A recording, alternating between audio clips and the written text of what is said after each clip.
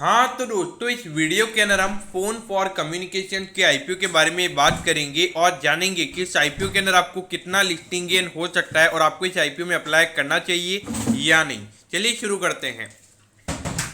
तो देखिए, सबसे पहले हम ये जानेंगे कि ये कंपनी क्या काम करती है। तो देखिए, ये जो कंपनी है 2014 में ये कंपनी इनकॉर्पोरेट हुई थी, तो यानी कि अराउंड 6 से 7 साल इस कंपनी को स्टार्ट हुए हो चुके हैं।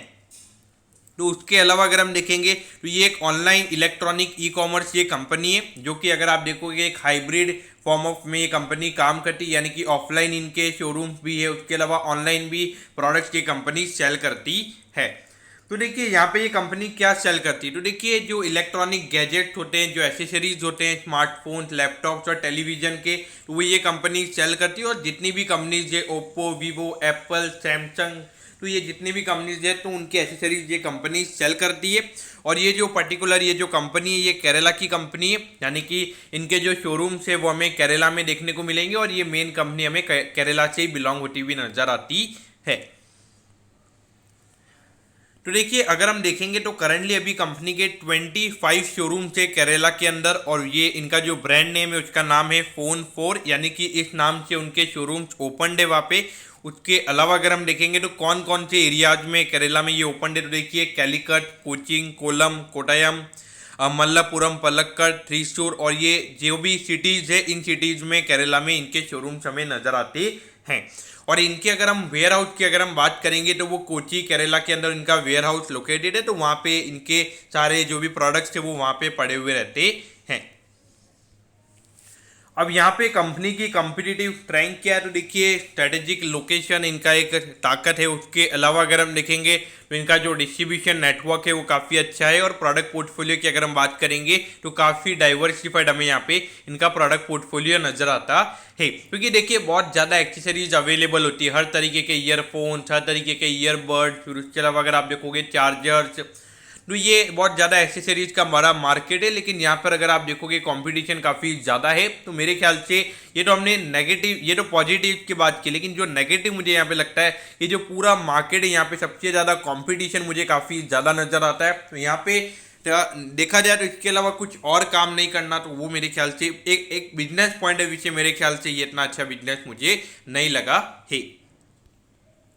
अब यहाँ पे कंपनी आईपीओ लेकर क्यों आ रही है, तो देखिए जो वर्किंग कैपिटल के रिक्वायरमेंट्स उसे कंपनी को फुलफिल करना है, और जो दूसरा रीजन है वो है to meet the issue expenses, यानी कि जो आईपीओ कंपनी लेकर आ रही है तो वहाँ पे जो भी एक्सपेंसेस लग रहे हैं तो वो भी ये जो अमाउंट आईपीओ के थ्रू रेज किया जा रहा है तो उसके थ्रू ये पैसा यहाँ पे कंपनी उसको यूज करने वाली है।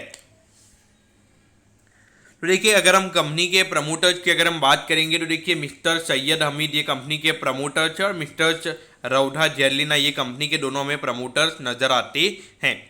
तो देखिए, यहाँ पर अगर आप देखोगे तो सितंबर टू मार्च 2019 में जो कंपनी के टोटल एसेट का नंबर था वो था 142 करोड़ पे, और अगर हम अभी देखेंगे तो ये नंबर आ चुका है 31 करोड़ पे। तो देखा जाए तो ऑलमोस्ट अगर हम देखेंगे जो कंपनी के एसेट थे, जो अराउंड 80% से कंपनी के जो एसेट्स हैं वो यहाँ पे हमें कम होते हुए नजर आए हैं। तो देखिए, पहले 152 करोड़ के कंपनी के रेवेन्यू के नंबर थे, फिर सीधा ये नंबर 57 करोड़ पे आ गया था। फिर उसके बाद अगर आप देखोगे 63 करोड़ पे, और उसके बाद अगर हम देखेंगे तो 6 महीने के परफॉर्मेंस में 26 करोड़ का रेवेन्यू यहाँ पे कंपनी ने रिपोर्ट किया है।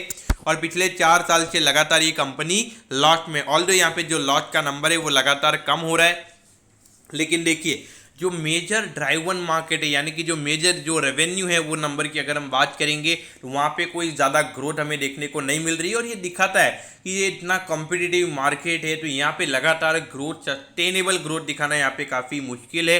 तो इसीलिए इनकी खुद की मैन्युफैक्चरिंग नहीं है, थर्ड पार्टी, यानी कि जो थर्ड पार्टी होती है तो उनसे ये एक्सेसरीज लेते हैं और उसको सेल करते हैं। तो मेरे ख्याल से कुछ नया नहीं है, और इसीलिए ये यहाँ पे अगर आप देखोगे बहुत सारे लोकल शॉप भी अवेलेबल है। तो ऐसा नहीं कहूँगा कि ये पूरा ऑर्गेनाइज्ड वे में ये कंपनी काम कर रही है, पूरा अनऑर्गेनाइज्ड वे ही मुझे नजर आता है। तो इस पॉइंट ऑफ व्यू से डेफिनेटली ये चीज़ें मुझे अट्रैक्टिव यहाँ पे नहीं लगी है। तो देखिए 25 तारीख को ये आईपीओ ओपन हो रहा है, 27 तारीख को ये आईपीओ बंद हो जाएगा। 10 रुपये पर इक्विटी शेयर पे यहाँ पे कंपनी शेयर दे रही है और 10,000 शेयर्स का यहाँ पे लॉट, यानी कि एक लॉट के लिए यहाँ पे आपको 1 लाख रुपए लगेंगे। उसके अलावा अगर हम देखेंगे तो 6.8 करोड़ का ये आईपीओ पूरा फ्रेश इश्यू है, यानी कि पूरा पैसा कंपनी के पास जाने वाला है, जिसमें से 3.4 करोड़ का रिटेल कोटा और 3.4 करोड़ का एचएनआई कोटा, यानी कि ऑलमोस्ट दोनों सेम हमें यहाँ पे दोनों कोटा यहाँ पे नजर आते हैं। तो देखिए अगर हम टाइम टेबल की बात करेंगे तो यहाँ पे जो आईपीओ का जो अलॉटमेंट डेट है वो 2 तारीख को आपको पता चल जाएगा कि आपको अलॉटमेंट मिला है या नहीं। अगर रिफंड की बात करेंगे तो 4 तारीख को आपको रिफंड मिल जाएगा अगर आपको अलॉटमेंट नहीं मिलता है, और 5 तारीख को आपके डीमैट अकाउंट में शेयर्स आ जाएंगे अगर आपको अलॉटमेंट मिलता है, और 6 तारीख को ये आईपीओ लिस्ट हो जाएगा। तो देखिए रिटेल कोटा के अंदर अगर हम देखेंगे तो आप मिनिमम आपको 1 लॉट के लिए अगर अप्लाई करना है तो उसके लिए 1 लाख रुपए लगेंगे, और मैक्सिमम आप 2 लॉट के लिए रिटेल कोटा में अप्लाई कर सकते हो, इसके लिए 2 लाख रुपए लगेंगे। तो देखिए अगर आप देखोगे तो 2 लाख रुपए मेरे ख्याल से 2 लाख के ऊपर की अगर आपको एप्लीकेशन लगानी है तो आपको एचएनआई कोटा में एप्लीकेशन लगानी पड़ेगी।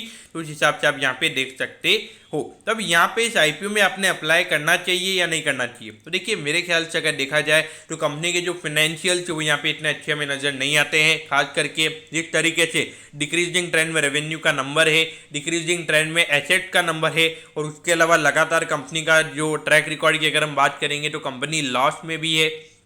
उस पॉइंट ऑफ व्यू से देखा जाए तो इतना सही आईपीओ नजर नहीं आ रहा है। उसके अलावा भी अगर हम देखेंगे तो जो बिजनेस है वो भी इतना कुछ एक्साइटिंग बिजनेस नहीं है कि नॉर्मल आप है ना मोबाइल के जो एसेसरीज होते हैं, लैपटॉप के जो एसेसरीज होते हैं, आप उन्हीं को सेल कर रहे हो, तो ये कुछ नया नहीं है। तो उस पॉइंट ऑफ व्यू से देखा जाए तो एक बिजनेस पॉइंट ऑफ व्यू या फाइनेंशियल पॉइंट ऑफ व्यू कुछ नया नजर नहीं आता है, कुछ अच्छा नजर नहीं आता। तो उस पॉइंट ऑफ व्यू से टोटली ये आईपीओ ने अवॉइड करना चाहिए मेरे ख्याल से। मैं इसको टोटली अवॉइड करूंगा और लॉन्ग टर्म के लिए भी टोटली अवॉइड करना ही सही रहेगा। तो दोस्तों मैं होप करता हूँ कि फोन फॉर कम्युनिकेशन के आईपीओ के बारे में आपको सब कुछ पता चल गया होगा। अगर आपकी कोई भी क्वेरीज है आप कमेंट कीजिए, मैं जरूर आपके कमेंट पर रिप्लाई करूंगा। ओके दोस्तों, thank you, have a nice day.